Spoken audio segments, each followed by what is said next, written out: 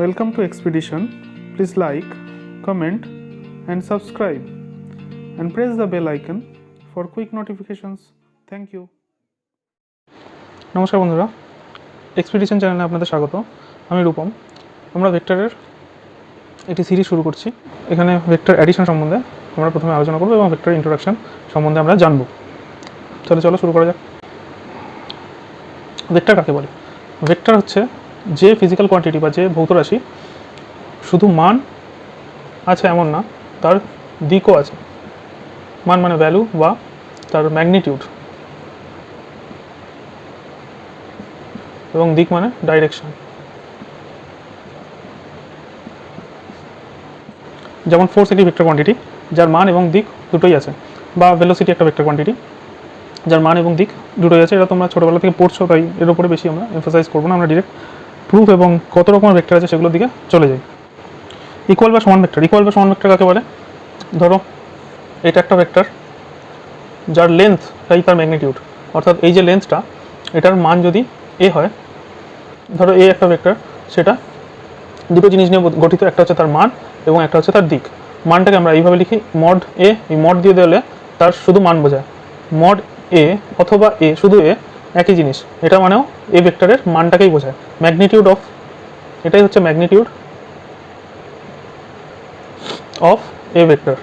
সমান ভেক্টর বলতে আমরা এখানে যেটা বলতে চাইছি যে এ ভেক্টর, যদি এটাকে এ ভেক্টর বলি এবং আরেকটা ভেক্টর আছে এটাকে বি ভেক্টর বলি, তাহলে এ ভেক্টর আর বি ভেক্টর সমান তখনই হবে যখন এদের মান দুটো, অর্থাৎ এই ভেক্টরের লেন্থটা এবং ডাইরেকশনটা দুটোই একই দিকে হবে। অর্থাৎ এ ভেক্টর আর বি ভেক্টর তখনই হবে যদি এর মানটা, এই যে লাল রঙের দাগ দিয়ে যে ভেক্টরটা এঁকেছি, এই ভেক্টরের ভ্যালুটা এবং বি ভেক্টরের ভ্যালুটাও সমান হবে, অ্যাজ ওয়েল অ্যাজ এ ভেক্টরের ভ্যালু এবং বি ভেক্টরের ভ্যালুও সমান হবে, অ্যাজ ওয়েল অ্যাজ, এবং এদের ডিরেকশনগুলো সমান হবে। এটা দিয়ে আমরা ডিরেকশন বোঝাই। এটাকে একক ভেক্টর বলে। আমরা একটু পরে এর সম্বন্ধে ডিটেলে আরও পড়ব। প্রথম কথা হলো সমান ভেক্টর বা অপোজিট ভেক্টর কি। ধরো দুটো, এ ভেক্টর একটা এই দিকে এবং বি ভেক্টর হচ্ছে তার অপোজিট ডিরেকশনে। অর্থাৎ আমরা লিখতে পারি যদি এ ভেক্টরের মান বি ভেক্টরের মানের সাথে সমান হবে, কিন্তু এ ভেক্টরের ডিরেকশনটা বি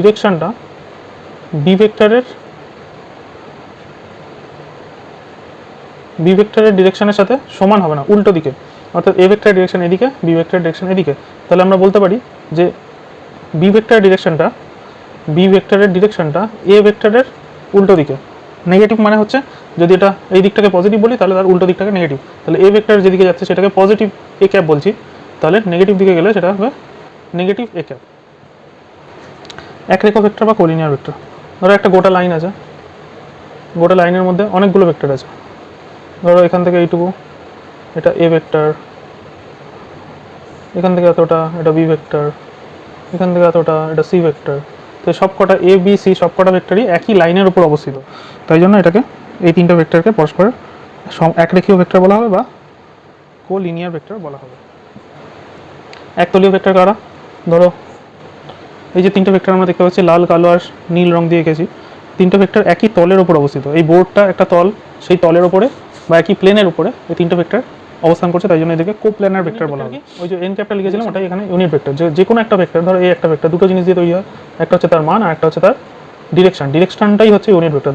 তার মানে unit vector equals to vector by তার ভ্যালু। এটাকে আমরা এইভাবে লিখতে পারি, ভেক্টর বাই ভ্যালু। এই দুটো সেম জিনিস। ইউনিট ভেক্টর মানে হচ্ছে unit portion of that total vector. এই টোটাল ভেক্টরকে যদি আমি অনেকগুলো অংশে বিভক্ত করি এবং তার একটা পার্টকে আমি শুধু নিই, মানে এই দিক বরাবর আমি যদি একটা পা দিই, এই ভেক্টরটার দিক বরাবর একটা পা দিই, একটা পা সেটা 1 মিটার হতে পারে, 1 সেন্টিমিটার হতে পারে, 1 কিলোমিটার হতে পারে, 1 আলোকবর্ষ হতে পারে, যাই হোক। তো ইউনিট পরিমাণ আমার একটা অংশ যদি আমি কেটে নিই, সেই ইউনিট পরিমাণ অংশটার মধ্যে শুধু ডাইরেকশনই পড়ে থাকে। তাই জন্য এই ইউনিট পরিমাণ অংশটা হচ্ছে ক্যাপ, এরকম আমরা নাম দিই। তাহলে 2 অফ দ্যাট ক্যাপ কী হবে? 2 ইউনিট পরিমাণ। এখান থেকে এতটা 2 ইউনিট পরিমাণ, 2 এফ ক্যাপ এরকম হবে। তো এইভাবে আমরা অনেকগুলো ইউনিট পরিমাণে আমরা ব্রেক করে নিতে পারি, তার একটা অংশকে আমরা ডিরেকশন হিসেবে বলতে পারি। এটা ত্রিভুজসূত্র বলছে ও এ যদি একটা ভেক্টর হয়, ও এ ভেক্টরটাকে আমি যদি লিখতে চাই তাহলে এরকম অ্যারো দিয়ে লিখবো, ও থেকে এর দিকে টুয়ার্ডস এর দিকে। তাহলে ও এ ভেক্টরটা হচ্ছে দিস।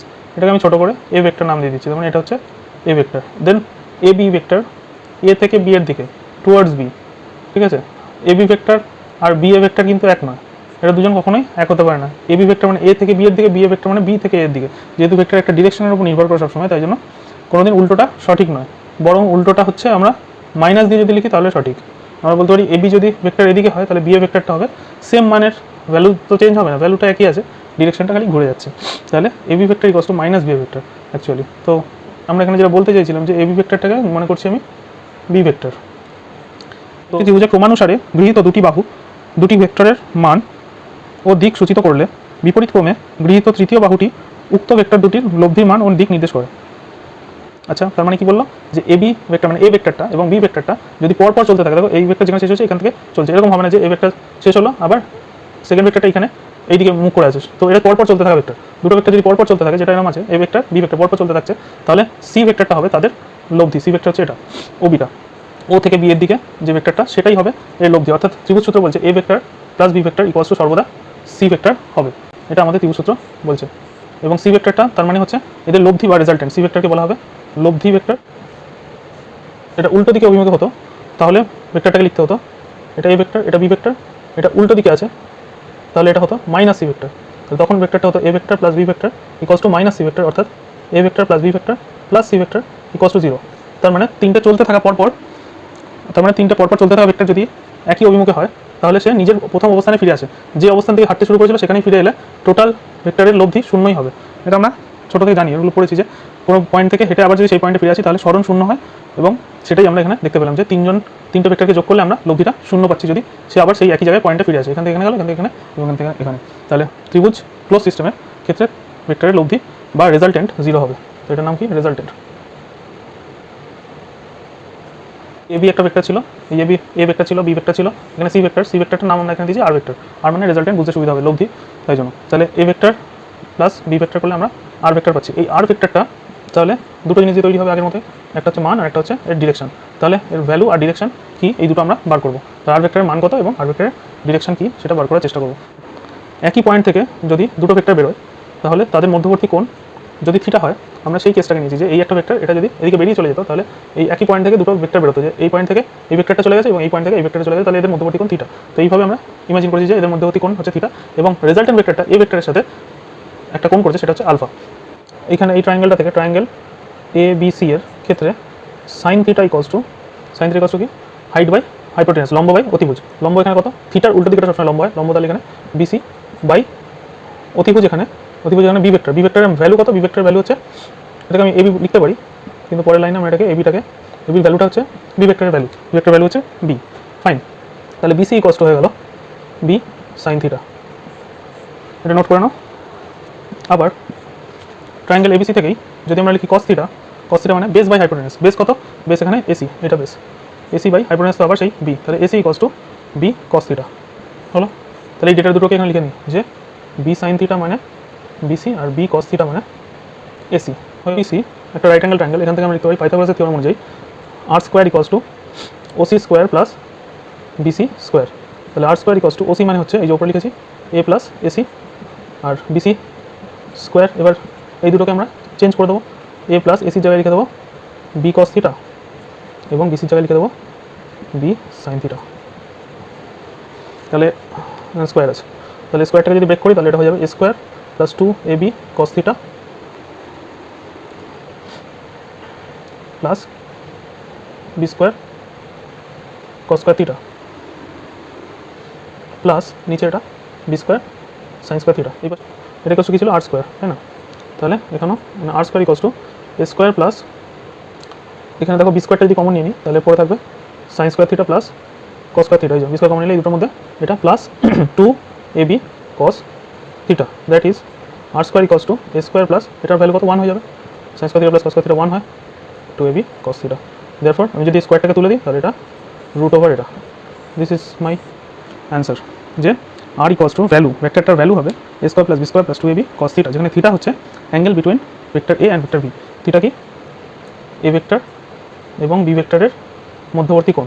এবার আমরা আলফার ভ্যালু খুঁজবো, তাহলে ট্রায়াঙ্গেল ওবিসি এর মধ্যে এটা হচ্ছে যদি আমি লিখি ট্যান আলফা, কথা মানে হচ্ছে হাইট বাই হাইপোটেনাস, এখানে হাইট হচ্ছে বিসি, হাইপোটেনাস হচ্ছে ওসি, যেখানে বিসিটা এখনই আমরা বার করেছিলাম বি সাইন থিটা, আর ওসিটা বার করেছিলাম, ওসি হচ্ছে A plus AC, that means B sine theta by A plus, দেখো এসির মান লেখা আছে A cos theta, sorry B, এসির মান লেখা আছে বি কস থিটা, অর্থাৎ tan alpha equals to this, that means alpha equals to tan inverse B sine theta by A plus B cos theta. অর্থাৎ দেখো এখানে আলফা অ্যাঙ্গেলটা এ ভেক্টরের সাথে লেগেছিল, তাহলে যার সাথে লেগে থাকে, যে ভেক্টরের সাথে লেগে থাকে তাকে একবার ইউজ করবো এবং সেটা নিচে, আর যার সাথে লেগে নেই অর্থাৎ বি ভেক্টরের সাথে এই আলফা অ্যাঙ্গেলটা লেগে নেই, সেই বি ভেক্টরের সাথে দুবার ইউজ হবে এবং সেটা sine theta by cos theta, যেমন ট্যান থিটা মানে হচ্ছে sine theta by cos theta, আমরা মনে মনে ভাবি, তো ফর্মুলাটা মনে রাখার জন্য জাস্ট যে যার মতো নিজের মতো মনে রাখতে পারো।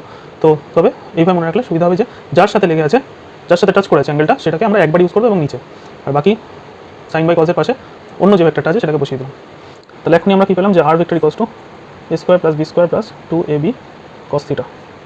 এবার আর ভেক্টর ম্যাক্সিমাম কত হবে? আর ভেক্টর ম্যাক্সিমাম তখন হবে যখন এ ভেক্টর এবং বি ভেক্টর দুজনে মধ্যবর্তী কোণ শূন্য হবে, অর্থাৎ থিটার ভ্যালু 0 হয়। যদি থিটার ভ্যালু 0 হয় তাহলে দুটো ভেক্টর একই দিকে কাজ করবে এবং একজন একজনকে কন্ট্রিবিউট করবে, মানে ধরো এ ভেক্টর 2 নিউটন আর বি ভেক্টর হচ্ছে 3 নিউটন, তাহলে এরা দুজন মিলে টোটাল রেজাল্টেন্ট যে ভেক্টরটা হবে সেটা হবে 5 নিউটন, কারণ দুজনকে কন্ট্রিবিউট করছে, একই দিকে ঠেলছে। কিন্তু তাহলে এখানে যদি বসাই যে থিটার ভ্যালু 0 ডিগ্রি, তাহলে A square plus B squared plus cos 0 অর্থাৎ হলো 2ab, কস 0 মানে 1, তার মানে এটা, তার মানে এ প্লাস বি হোল স্কোয়ার তার রুট, তার মানে হচ্ছে এ প্লাস বি। তাহলে ম্যাক্সিমাম আর এর ভ্যালু হবে জাস্ট এই দুটো যোগফল, এই যে 3 আর 2 যোগফল 5। এবার যদি আমি মিনিমাম বার করতে চাই তাহলে মিনিমাম আর এর ভ্যালু তখন হবে যদি দুটো ভেক্টর অপোজিট ডিরেকশনে হয়, একটা ভেক্টর এদিকে একটা ভেক্টর এদিকে, ধরো এদিকে 5 নিউটন ভেক্টর কাজ করছে, এদিকে 10 নিউটন ভেক্টর কাজ করছে, তাহলে এদের মধ্যে মারপিট করে বেশি হবে 10 - 5 5 নিউটন, এবং সেটা আলটিমেটলি বেঁচে থাকবে এইদিকে, কারণ এটা বড় ছিল। ঠিক আছে, মধ্যবর্তী কোণ 180 ডিগ্রি হলে জাস্ট ভেক্টর দুটো বিয়োগ হয়ে যাবে, সেটা কী হবে? এই যে এ স্কোয়ার প্লাস বি স্কোয়ার, যখন থিটা পরস্পরের মধ্যে 180 ডিগ্রি, দুটো ভেক্টরের মধ্যে মতবিরোধ ডিরেকশনের পার্থক্য হচ্ছে 180 ডিগ্রি, অর্থাৎ এটা হবে 2ab, কেননা কজ 180 ডিগ্রি হচ্ছে -1, তাহলে a minus B whole squared তার root, that means a minus B. তাহলে আর মিনিমাম ভ্যালু হবে a মাইনাস বি। তাহলে আর এর ভ্যালুটা কোথা থেকে কোথায় ট্রাভেল করছে?